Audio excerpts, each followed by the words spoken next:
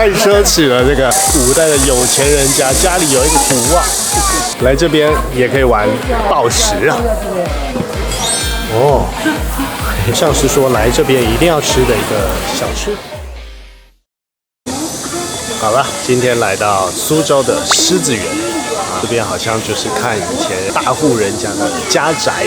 这一间有名的是什么？我请一下我们的野史导游安达来帮我们介绍一下。我不认识这里啊，狮子园某个很有钱的人的老房子。那我们等一下就进去看看。这边一个人的门票是40元人民币，可以线上购票或现场购票。现场购票不用证件就可以买了。今天星期一，人应该比较少一点的，但是温度还是一样的热。拿出刚刚饭店送的伴手礼，出发进去狮子林。进来了，进来了。国家4A 等级景区，中国这边用 A 的等级来分级景区的等级。最高级好像是5A 等级，来看一下人家的庄园。应该跟自助讲解机边听边讲，就是那些很有钱的达官贵人买下来，假山假水这边是看。乾隆那个时候呢来了几次，下江南的时候，还特地跑来这边看了3次，他很喜欢这边的那种园林风格。大家往前走吧，我们现在我们没看到林子哎，还没啦，人家这是堂前，刚进到他家大门而已啊。可能古代的那种客人进来啊，他就是这个是前堂嘛，他的房子住在后面，前堂可能接待客人用的，进一半就好。他越来越有自知之明了。哇，这个很像我看那个黄飞鸿电影里面主角们在讲话喝茶的地方。稀客是西边的稀，什么叫稀客？远道而来的客人叫稀客。坐稀，上面2个不能随便坐，上面2个是官比自己大或者自己的长辈。哎，您请上座，那个就叫上座。如果你有朋友到访，你父母还健在，你不能坐上去的，因为那是上座。父母不在，你是家里面顶梁柱了，那你可以邀你朋友来，兄弟，我们请上座，那个叫上座。哇，他一个人家有一个亭啊！哎呦，进入有钱人的后院啊！老爷，你可以去戏弄丫鬟了。这边很适合演《唐伯虎点秋香》那一段，那个陈百祥跟那个谁在那个偷情的地方。石榴啊，对，石榴姐啊。石榴姐。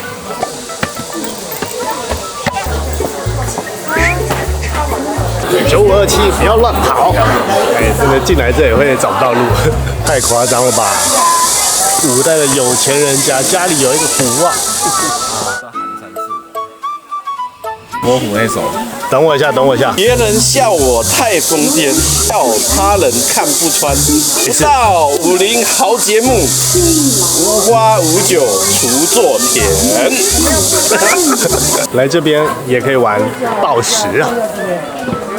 看完比较小康家庭的房子，我们现在去看有钱人。好，我们刚刚大概看了50分钟而已，拍拍照、逛逛，大概抓1个小时差不多。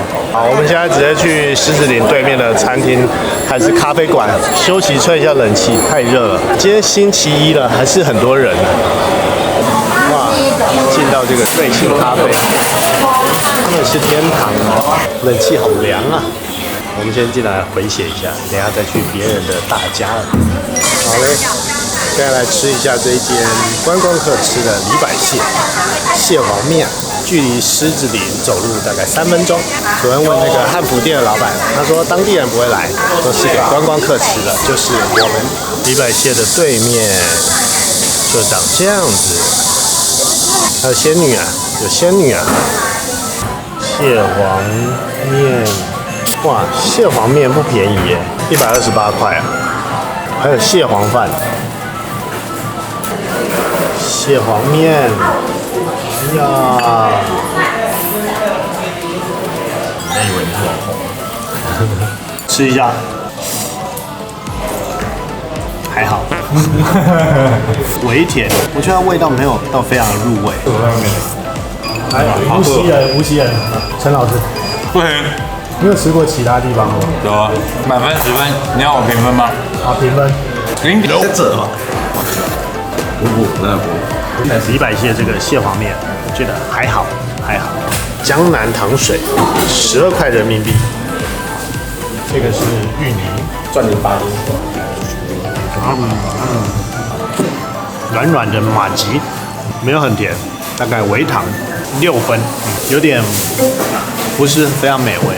有来去观景路那边找一个有粤字的，刚刚本地的外面卖水果的大哥介绍，是本地人开，价格也比较便宜，吃一样吃这种叫苏州菜。关前街是吧？啊，关前街之后一定要点那个桂花鱼，现在要去看很有钱的人的家。中楼楼、对月楼，对月楼，中楼。中鹤楼、对月楼，听到没有？啊卖水果的本地大叔介绍，最真诚的，花了钱才得到的重要情报。这条平江路一路上还是很多人在拍汉服，刚刚那个旗袍装的很显线条，好看好看。这里的蝉叫声真的好大声啊！看了3天的古镇街道，还是很喜欢呐、就是热了一点。什么叫做氪金？来，我们来看一下，往前100米就到拙政园了，然后氪金大爷们，整个5-6分钟，还有600米啊！去那个买票的地方吗？花了10块。今天终于要进去这个拙政园了。昨天太热又太多人，又是星期天，今天星期一，人相对少很多了。外国人可以来这边买票大厅买票，所以首发台胞证的话，买拙政园的票是免费的。大家听到了吧？因为我们其他人都换过台胞证，就要付钱，一个人单次入场是80元人民币，来逛逛这最大的豪宅古代豪宅。那拙政园门口也有很多的导游在外面揽客，然后问一个是200块钱1到5来会舒服很多很多，完全没有人。对，昨天的画面看一下，好，哇，星期一就没有人了，昨天这边都是满的。进来了，你们几个人？6个，请了个导游小姐姐啊。逛完大概要多久呢？正常50分钟吧。哎呦，我们请了个导游小姐姐，180元，帮我们导览这个拙政园，戴上耳机了。哇，跟土耳其比起来，听中文的哦，听得懂，好开心啊！那我现在哇，好大一片啊！还是请个导游讲解一下，真正学点历史的东西啦。听我拉塞这种不值得。唯一的遗憾是什么？请这个导游。没穿旗袍，没穿旗袍，请个有穿旗袍的导游，你会更开心。哦，刚刚他说这边就是著名的景点，后面是看那个什么塔啊，忘记了。要选那种叫亭台楼阁，分4种，这种叫亭。和风四面亭刚好有风哎。乌龟吗？像船吧？船啊，像船啊。你不是说龟头？它的船头是台，前舱是亭，中舱是楔，船尾是阁，阁上再起楼。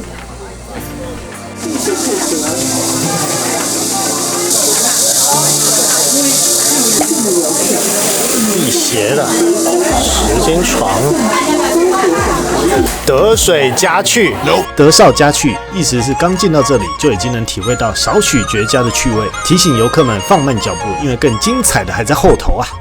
这个说就是之前他们表演戏曲的戏子换衣服的地方，这里，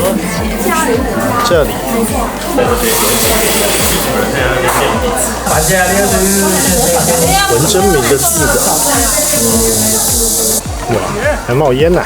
来这边走，下雨天应该所以就是这个。又要买掉，太远了，继续。汲取土耳其之行的教训，先派1个人看一下进去。哎呦，看一下这个 VR， 回到500年前。哦，还有剧情的。哦，第一人称，现在有人把我扛走，我现在坐在轿上。现在要来见文征明，上船还有这椅子会晃一下，模拟在船上的感觉，有点晃晃的。飞起来了，哦，现在飞在拙政园上方哎。刚刚那个莉亚动画大概10出头分钟，然后里面看到的东西大概是早期小时候看到的中国动画片，聂小倩的那种动画片风格。然后你就在里面以第一人称观看那个拙政园。500年前拙政园准备命名的时候，然后就会遇到文征明，然后你会坐在那个轿子上当一回大爷那种感觉，最后还会坐在那个轿子上飞起来，很有那种梦幻感，而且冷气超凉，费用是60块人民币，进去吹10几分钟的冷气，再了解一下简单的茁壮园历史，还不错。我们逛完拙政园出来，大概逛了1个半小时，就包含了导游的讲解跟我们拍照。其实我们没拍什么照，就是看一下以前人家的庄园，了解一下这边的历史文化。我觉得其实还蛮不错的，配一个中文导览，就比较不会走马看花，就了解了比较多历史啊，好像多了一点文化。然后这里的建筑真的就是有在整新维持，以前书上啊或者电视剧上面看到的画面，现在来到现场看更壮观，我觉得蛮值得的。缺点就是现在太热了。我们今天是6月30号，一日门票是70元，然后明天7月1号开始就会旺季，就会变成80元。然后出来以后，这边就有很多的小市集、小店家，接下来吃一下这个茉莉花冰淇淋，好像是说来这边一定要吃的一个小吃。苏州冰淇淋有2个口味的哦，一支20元，2支30元人民币。桂花口味跟茉莉花口味，好好吃哦！吃了好多花，浓郁度够，甜度也刚好，融化的很快，要吃快一点，融太快了，踢到鞋子。现在到寒山寺的停车场，我们直接买票搭船去寒山寺，因为现在3点15了，这边4点就停止入场了。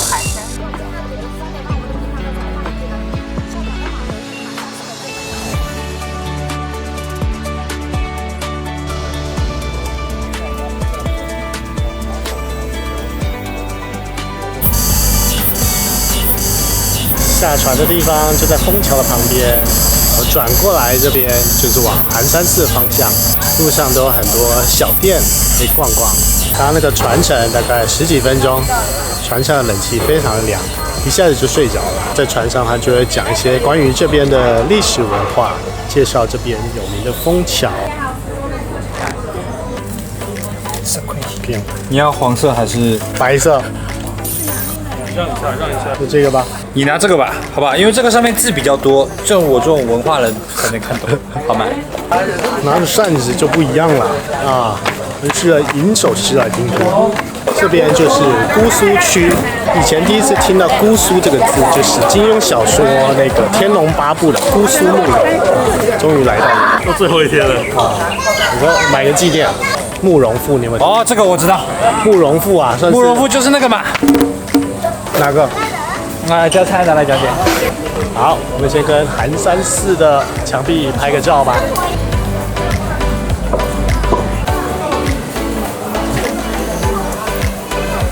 寒山寺导览图，所以是一整圈。现在在这边哦，跟 Google 上看到的寒山寺就是这一座塔啦。里面真的还蛮大的，看看那个佛字。拿着这个扇子讲，好像有点厉害。请问你会吟诗吗？我会那么深吗？要文中生、烦恼轻、智慧长，还有菩提增。菩提是啥啊？菩提就是慧根吧？啊，慧根啊，多听一点。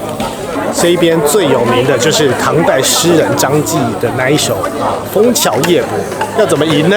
有一个很适合吟这首诗。月落乌啼霜满天，江枫渔火对愁眠。姑苏城外寒山寺，夜半钟声到客船。哎呦，刚刚在那艘船上至少听了3、4次，就是那个张继夜泊在这个枫桥的时候，哎，有这个灵感就创出这首诗。他是来到这里，坐在外面的船上，他听到这个钟声，才说到这首诗。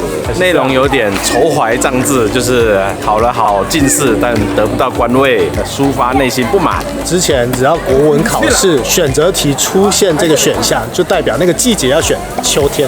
为什么？有霜啊，有风啊。听到一个他们介绍说，来这个庙是专门求子的，如果你要生儿子，是来拜这位2位。啊，这是真的吧？这是真的，真是真的啊，不是乱叫。他们说再来拜这个。拜这个寒食殿嘛，啊，长这样子的。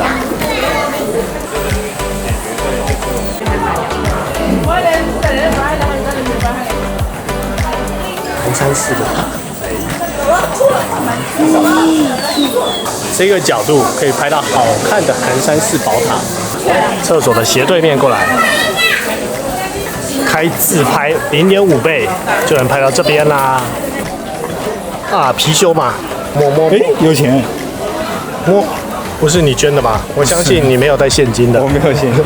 这边还可以买饲料，喂一下鲤鱼，10块钱。